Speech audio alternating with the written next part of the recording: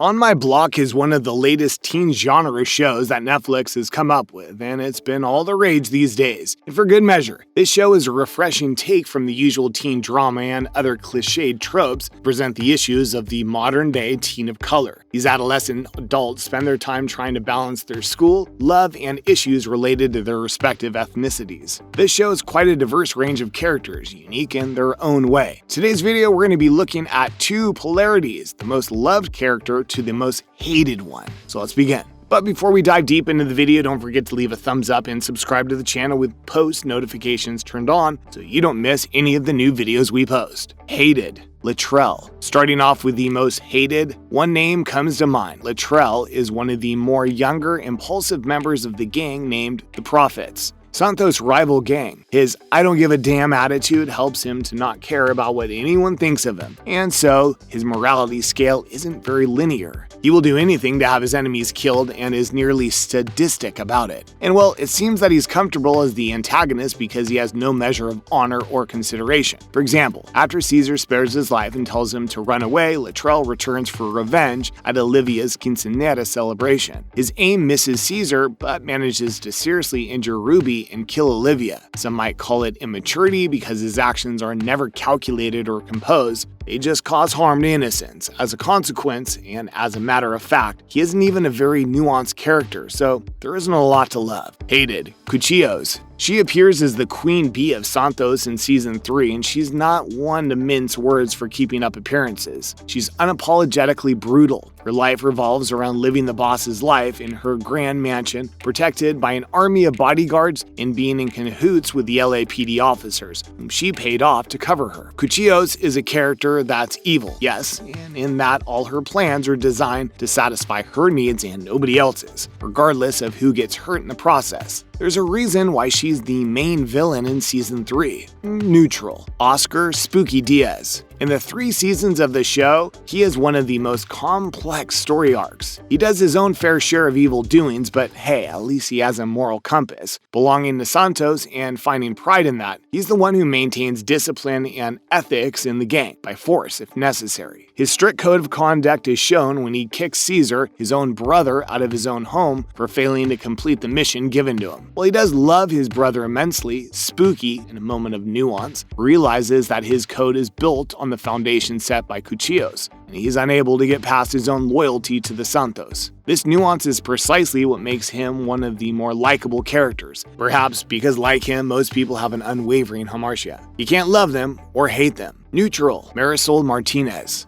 This is Ruby's wise and sage-like abuelita, who is adamant about her orthodox ways of the bygone era, her youth. She's a neutral character who mostly stays out of the way of the kids, who go about their business without a melodramatic interruption from her. During Jamal's Roller World adventure, she gives him the much-needed encouragement to go ahead and hunt for his treasure, while not actually taking part in the actual hunt itself. This tells us how she's one for individualism, for herself and for others, which isn't necessarily a bad trait. At Season 3's end, she's seen stitching up Spooky's knife wounds, which are a result of his fight with Cuchillos. She thanks him for what he did, but when he questions why she's thanking him, she simply says, "You know why." There is no character on the show more objective than her, objectively speaking.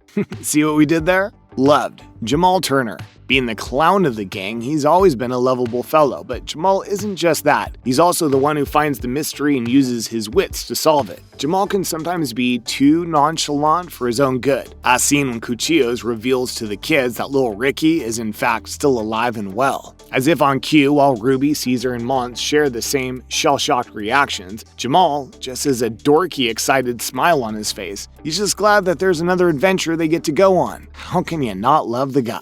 Love. Jasmine Flores. In Jasmine Flores, we find our Miss Goody Two-Shoes. She's the kindest, sweetest person on the show, but obnoxiously so. She belongs to the Explorers program. This allows her to explore a career in law enforcement. However, she does believe in the law's moral rightness as well as lack of bias. Based on this, she often teases her friends by putting them on citizen's arrest, when she finds out that they have done something vaguely criminal. Being an aspiring law enforcer, she has her life calculated and organized to the maximum, but she still doesn't expect her friends to follow her strict code or regimen. But she sure is competitive. This is seen when Jasmine demolishes Jamal's hopes of being the leader, when she shows everyone her carefully detailed mind maps made of multicolored glitter, proving that she had it all sorted out from the get-go. Loved, Cesar Diaz. Cesar Diaz is one of the most loved characters on the show. He has a very archetypal protagonist arc, being forced into the gang culture by his brother while having an above-average intelligence, being a natural-born leader. But he's still not the main character of the show. Instead, he's a very pivotal one that has multiple story arcs revolving around him, and his traits of honor, intellect, and bluntness only make him more lovable. But perhaps his personal life is one that's turbulent. As Oscar, Spooky Diaz's younger, prodigal brother and the local leader of the Santos, he's expected to take on a role that's more central in the gang. But as a rebel, he follows his conscience and guts alone, rejecting all other options, being very strong-minded. Through the story, Cesar swings between his drive to protect his friends and his personal convictions. That's precisely what he's a favorite for.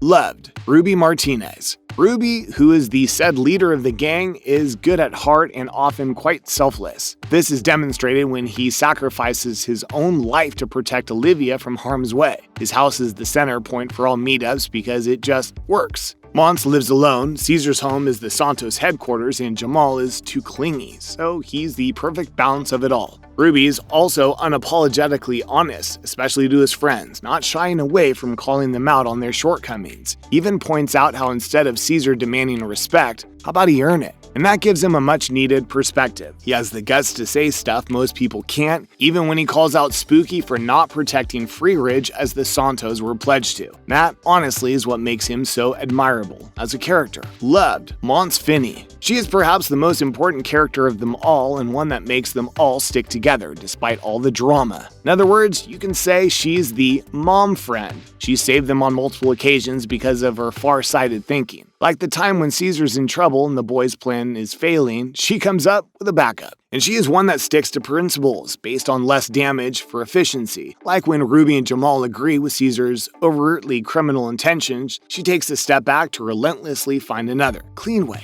Her natural aversion to violence and harm is also seen when she makes a decision like that for herself. For the sake of her safety and security, away from all the gang politics and nonsense, she moves away with her mother to a quieter part of town, or even a boarding school at one point, taking her away from the hostile atmosphere of Free Ridge. In conclusion, her character is one that falls on the good spectrum, as whatever she does, she tries to do so with as minimal damage as possible. And that's why, according to most polls, she is the favorite character in the series because of her inherent goodness. That's just human nature, isn't it? This Los Angeles ghetto scenario really provides us with a diverse and interesting range of characters, and naturally you're bound to have opinions on them, like or dislike. Let's see what the future holds for all of these teens, how they're going to be as they grow up, as actual adults who will have to learn to live in harmony with the good and bad. Well, that's all for today, folks. Thanks so much for watching. Please don't forget to give this video a thumbs up and subscribe to the channel. See you in the next video.